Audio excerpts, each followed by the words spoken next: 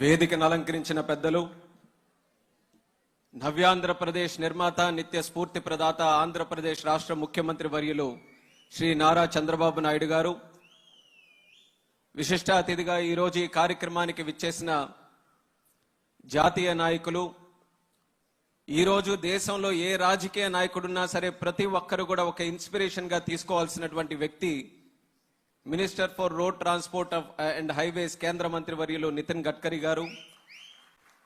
అలాగే మనందరికీ కూడా పోరాటం ఏ రకంగా చేయాలి, పోరాటం చేస్తూ ప్రజల పక్షాన ఏ రకంగా నిలబడాలి,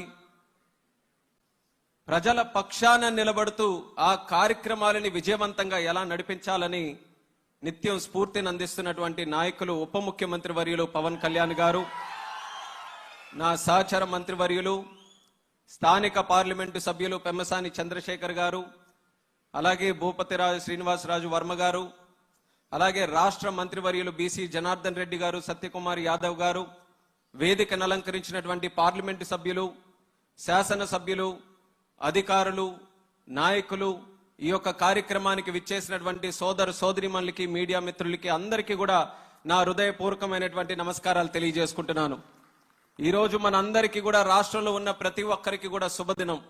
నా ముందు మాట్లాడినటువంటి వ్యక్తులు కూడా చెప్పారు, అన్నదాత సుఖీభవ, పిఎం కిసాన్ సమ్మాన్ నిధి యోజన ద్వారా చేసినటువంటి బ్రహ్మాండమైనటువంటి కార్యక్రమం, కూటమి ప్రభుత్వం ఏర్పడక ముందు రైతుల దగ్గరకు వెళ్లి ఏ హామీ అయితే ఇచ్చామో ఆ హామీ నిలబెట్టుకున్నటువంటి రోజుగా ఈ రోజు రాష్ట్రంలో ఉన్నటువంటి ప్రతి రైతు ఆనందంగా ఉండే విధంగా ఆ కార్యక్రమాన్ని ఈ రోజు చేయడం మనందరికీ కూడా చాలా శుభసూచకం. ఒక పక్కన ఆ కార్యక్రమం అయితే మరొక పక్కన ఆంధ్రప్రదేశ్ రాష్ట్ర అభివృద్ధికి మూలం, అలాగే ఒక ఫౌండేషన్ ఇచ్చే విధంగా ఎన్నో రోడ్స్ ని ఈ రోజు మనం శంకుస్థాపన చేసుకోవడం, ఒక 2 ప్రారంభోత్సవం కూడా చేసుకోవడం మరొక శుభదినంగా భావిస్తున్నాను. అయితే ఈ శుభగడియలు కేవలం నాయకులందరూ కలిసినప్పుడే కాదు, ఏ రోజైతే రాష్ట్ర ప్రజలందరూ కూడా నిర్ణయించుకొని రికార్డు స్థాయి మెజారిటీలో ఆంధ్రప్రదేశ్ రాష్ట్రంలో కూటమి ప్రభుత్వాన్ని ఏర్పాటు చేశారో ఆ రోజు నుంచి ఈ రోజు వరకు ప్రతి రోజు కూడా మనకి శుభదినమే, ప్రతి గడియ కూడా శుభ గడియలుగానే మనం అందరం కూడా ముందుకు నడిపిస్తున్నామని తెలియజేస్తున్నాను. ఎన్నో కార్యక్రమాలు ఈ గత సంవత్సరం నాటిలో ఎన్ని కష్టాలు మన రాష్ట్రానికి ఉన్నా సరే అందరి తాలూకా కలయికతో, అందులో అతి ముఖ్యమైనటువంటి కలయిక ఈరోజు దేశం గర్వించేటటువంటి నాయకులు, the most popular leader in the entire world, the Prime Minister of India, భారత సింహం అయినటువంటి నరేంద్ర మోదీ గారు, అలాగే మన రాష్ట్ర ముఖ్యమంత్రి వర్యులు చంద్రబాబు నాయుడు గారు, మరొక పక్కన ఉప ముఖ్యమంత్రి పవన్ కళ్యాణ్ గారు, వీళ్ళు ముగ్గురు తాలూకా కలయికలో రాష్ట్రం ఎన్ని కష్టాలు ఎదుర్కొన్నా సరే ప్రజలకి మేమున్నాం, మీ కష్టాలని తొలగించడానికి మేమందరం కూడా కృషి చేస్తున్నామని గత సంవత్సరం కాలంలో ఎన్నో అద్భుతాలు ఈ రోజు రాష్ట్రంలో సృష్టించారు. అందులో ఈరోజు రోడ్స్ తాలూకా విషయం చూసుకుంటే గత 5 సంవత్సరాలు చాలా కోల్పోయాం. భారతదేశం ఏ రకంగా అభివృద్ధి చెందిందో ఇప్పుడే మనం మాట్లాడుకున్నాం.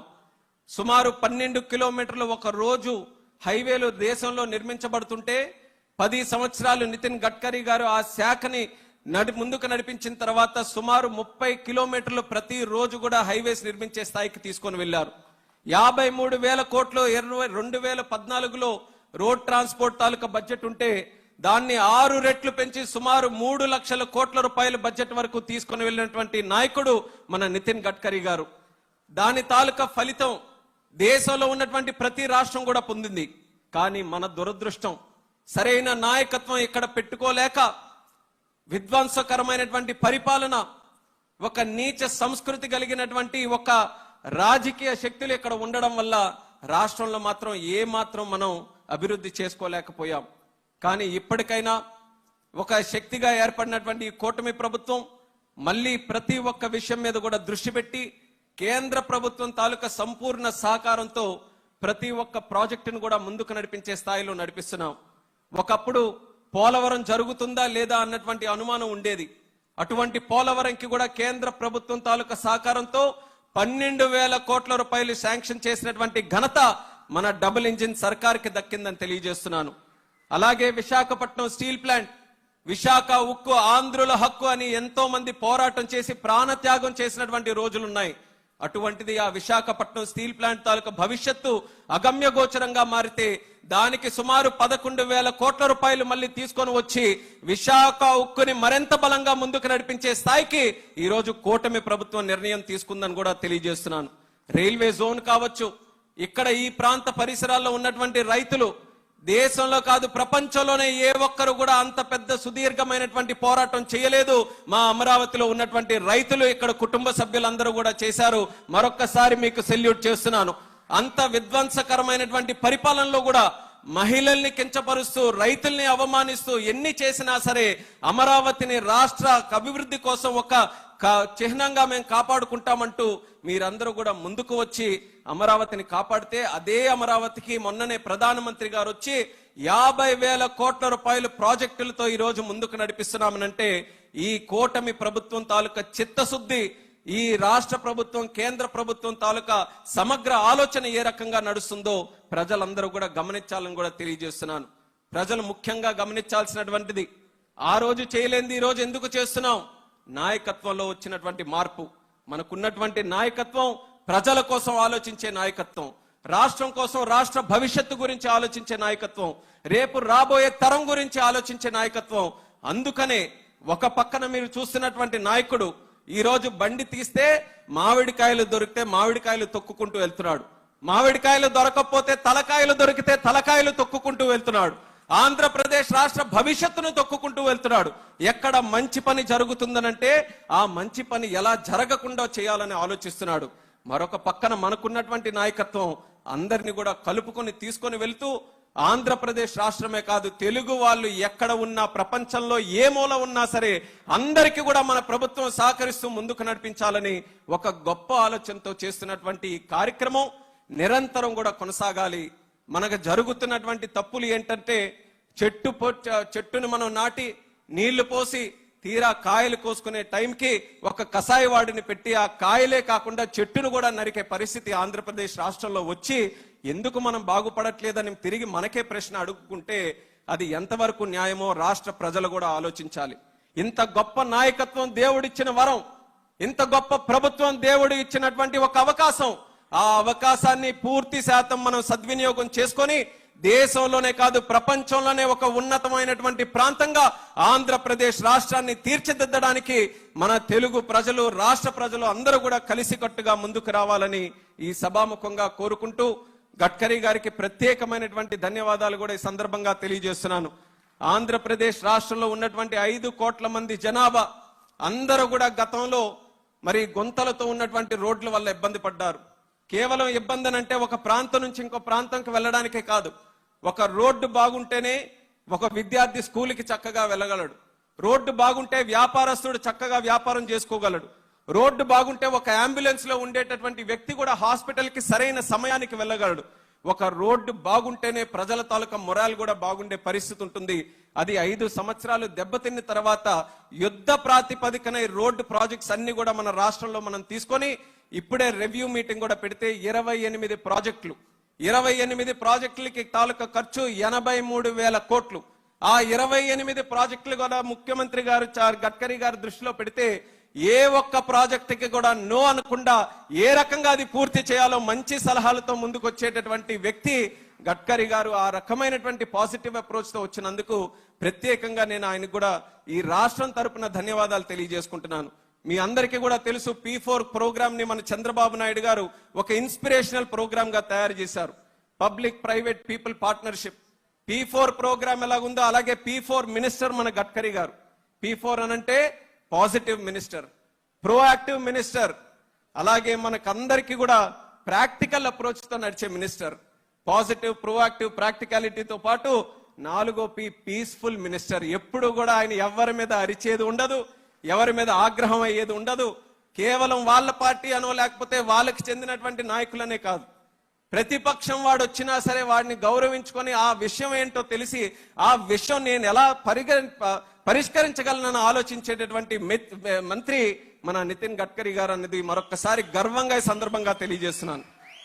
गडकरी जी, मैं 2014 में एमपी बना था, बहुत ही कम उम्र में मैं बन गया था हमारे चंद्रबाबू नायडू जी के आशीर्वाद से, और 10 साल में मैं काफी बार कई मंत्रियों के पास गया, बट ऐसा कहीं पे भी एनर्जी, इतना पॉजिटिव एनर्जी कोई भी मंत्री के पास मुझे नहीं मिला। जब मैं आपके पास आता था तो ऐसा लगता था कि कहीं ऐसे मंदिर के पास ही आ गया हूं। सब लोग आते थे अपने अपने मांगे रख के, और सब वापस जब जाते थे जैसे कोई वेंकन्ना मंदिर के पास जाए और खुशी से जाते हैं, उसी तरह आपके पास आके वो सब जाते थे। और 10 साल में ये देखता रहा। और जब मुझे मंत्री बनने का एक अवसर मिला, फिर भी हमारे ब्लेसिंग्स हमारे चंद्रबाबू नायडू जी के, तो मेरे को एमपी के सारे चीजें मेरे को पता थे, पर मंत्री का कुछ पता नहीं था। और मंत्री बनने के बाद एक तो सिविल एविएशन मिला, और मेरा 10 साल का एमपी का टाइम में ऐसा गुजरा कि मैं कभी सिविल एविएशन मिनिस्टर के पास ही नहीं गया। तो मुझे पता नहीं होता था कि डिपार्टमेंट में भी कैसा होगा, डिपार्टमेंट कैसे चलाएंगे और क्या चीजें होंगे।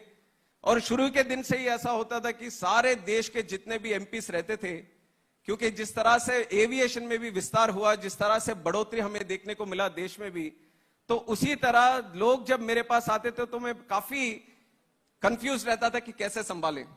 तब मैंने एक सोच में एक साथ मैं आगे चला कि जिस तरह हमने देखा कि गडकरी जी वो मंत्रालय चलाते हैं, जिस तरह लोगों को खुश रखते हैं, एमपीओ के सारे चीजों को वो ध्यान में रखते हुए काम करते हैं, उनको इंस्पिरेशन लेके हम काम करेंगे। और मैं कह सकता हूं सर, गर्व के साथ पिछले 1 साल में आपको ही इंस्पिरेशन लेके मैंने काम किया है। और मुझे कई बार मेरे को सुनने को मिला है कि सर आप गडकरी जी जैसे काम कर रहे हैं, तो वो मेरे लिए बहुत सौभाग्य की बात है। और उसी तरह आगे चलते हुए भी आपको, आपके मार्गदर्शन में, क्योंकि లాజిస్టిక్స్ విషయంలో ఈ ఆంధ్రప్రదేశ్ రాష్ట్రం ఒక హబ్ గా తయారు చేయాలని చంద్రబాబు నాయుడు గారి తాలూకు ఆలోచన. లాజిస్టిక్స్ లో రోడ్స్ గానీ, రైల్వేస్ గానీ, ఎయిర్పోర్ట్స్ గానీ, పోర్ట్స్ గానీ, అందులో ఎయిర్పోర్ట్స్ తాలూకా విస్తరణ కూడా ఈ రోజు రాష్ట్రంలో, దేశంలో అతి ముఖ్యమైనటువంటి కార్యక్రమంగా నరేంద్ర మోదీ గారు ముందుకు నడిపిస్తున్నారు. గత 10 సంవత్సరాల్లో భారతదేశంలో ఏవియేషన్ చూసినటువంటి గ్రోత్ ఏ దేశంలో ఎక్కడ కూడా చూడలేదు. భారతదేశంలో 74 ఎయిర్పోర్ట్లు 2014లో ఉంటే ఈ రోజుకి 162 ఎయిర్పోర్ట్లు అయ్యాయి. నేను మంత్రి అయినటువంటి సంవత్సర కాలంలోనే 8 కొత్త ఎయిర్పోర్ట్లు మనం లాంచ్ చేశాం. ఆ రోజు 2014లో ఎంతమంది ప్రయాణికులు ఉండేవారో దానికి 2 ప్రయాణికులు ఈ రోజు మన భారతదేశంలో తిరుగుతూ ఉన్నారు. అలాగే మనం చూసుకుంటే ఎయిర్ క్రాఫ్ట్ల తాలూకా సంఖ్య కూడా ఈ రోజు డబుల్ అయ్యింది. ఆ విజన్ తోనే ఈ రోజు చంద్రబాబు నాయుడు గారు ఒక లాజిస్టిక్స్ హబ్ లో మన ఆంధ్రప్రదేశ్ లో ఉన్న ఎయిర్పోర్ట్లు కూడా మనం పెంచాలి, రోడ్ నెట్వర్క్ విస్తృత చేయాలి. మనకి ఏదైతే తీర ప్రాంతం ఉందో అందులో ఉన్నటువంటి పోర్టులను కూడా మనం సద్వినియోగం చేసుకొని గేట్వే ఆఫ్ ఇండియా లాగే మన ఆంధ్రప్రదేశ్ రాష్ట్రాన్ని మనం తయారు చేయాలని ఒక మంచి ప్రణాళికాబద్ధంగా ఆయన అడుగులు ముందుకు వేయడం జరుగుతుంది. రాష్ట్ర ప్రజలకు మరొక్కసారి సభాముఖంగా తెలియజేసుకుంటున్నాను, విధ్వంసం చేయడం, చెట్టులు నరకడం, తలకాయల మీద కార్లు నడిపించేయడం, ఇవన్నీ కూడా చాలా సునాయాసంగా చేసేటటువంటి పనులు. కష్టపడడం, చెమటోడ్చడం, ప్రతి రోజు కూడా ప్రజల కోసం అహర్నిశలు కష్టపడడం, ఎంత వయసు వచ్చినా సరే ఉత్తేజంగా, ఉల్లాసంగా ఈ రాష్ట్రం కోసం అహర్నిశలు కూడా కృషి చేయడం, అది ఒక మహానాయకుడు ఉండాల్సినటువంటి లక్షణం. అది మన చంద్రబాబు నాయుడు గారికి ఉంది. అటువంటి నాయకుడిని మనమందరం కూడా ఒక అదృష్టంగా మనం తీసుకొని ఈ రోజు జరుగుతున్నటువంటి కార్యక్రమంలో ప్రతి ఒక్కరు కూడా సపోర్ట్ చేసుకుంటూ ఆంధ్రప్రదేశ్ రాష్ట్రం, మన తెలుగు జాతి ఎప్పుడు కూడా నంబర్ 1 గా ఉండడానికి ప్రజలు నిత్య సహకారం, నిత్య ఆశీర్వాదం అందించాలని మళ్ళీ ఈ సభాముఖంగా తెలియజేసుకుంటూ, ఈ రోజు ఈ కార్యక్రమం ఈ ప్రాంతంలో అటెండ్ అవుతున్నందుకు నాకు ఎంతో ఆనందంగా ఉంది.